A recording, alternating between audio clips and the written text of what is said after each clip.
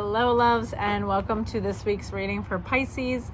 This is going to be for the last week of May 2023, and I definitely recommend watching these for your rising and your sun sign since they are general readings. That way you can kind of take what resonates and leave what doesn't for yourself. And as always, if you enjoy my content, be sure to hit that like button below, comment, share, or subscribe. It really means a lot and helps me to grow my channel. So let's get right into it for Pisces. Let's see what Spirit has for Pisces this week. What guidance and messages our Pisces may need for the week ahead. Let's do one more for our lovely little Pisces babies. Alright, I feel like that plan is kind of aggressively loud, but probably not too bad. It was just gorgeous out here today. I was like, I gotta come out here. Boom. 7 crown chakra, Pisces. Are we just all getting the intuitive downloads out here? Because I've been pulling that one. 7 4 authority. Holy hell.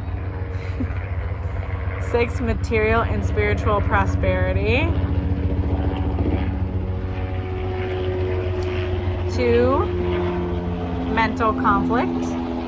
All right, Pisces. I'm getting heavy on the career move.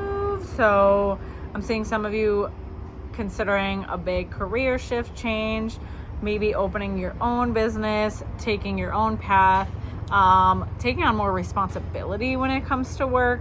So particularly when I see the authority card, right, that's asking us to really step into our strength and make sure that we are being disciplined with what it is that we want. Some of you may want, just to move forward in your career because you're really passionate about it.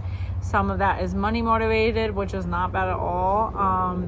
But there's a couple different reasons you're wanting to move forward and to really be disciplined with yourself and continue to work toward it, because I do see success with it and I do see you getting the things that you want. Then we have the material spiritual prosperity. So like I said, being on one path and opening up to another. So that promotion or new kind of career move, definitely being open to that. I feel that it's something that's going to be very lucrative to you and something that not only is going to bring you like monetary gain, but bring you more fulfillment on a deeper level and like really build your confidence and just how you feel overall.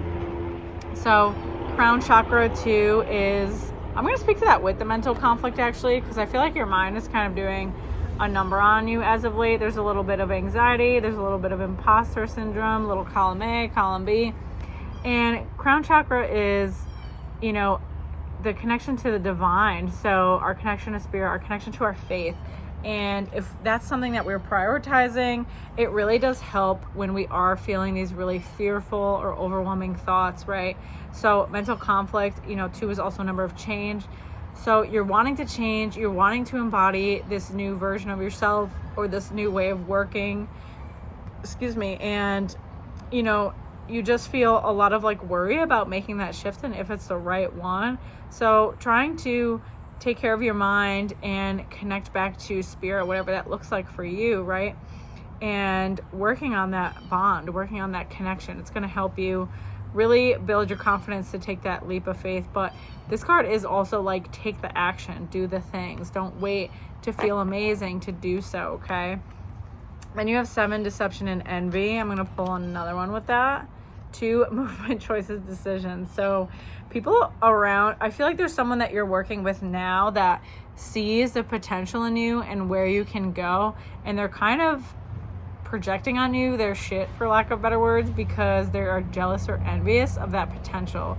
They're jealous or envious of the happiness that it brings you, or that you feel confident enough to take that risk and go after what you want, which is like funny because this reading is like you actually are overthinking it, but on the outside people don't notice that, right?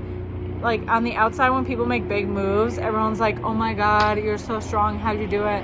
When half the time they're freaking out about it or nervous about it, right? So you can embody this future version of yourself to take the leap of faith to go after the things that you want.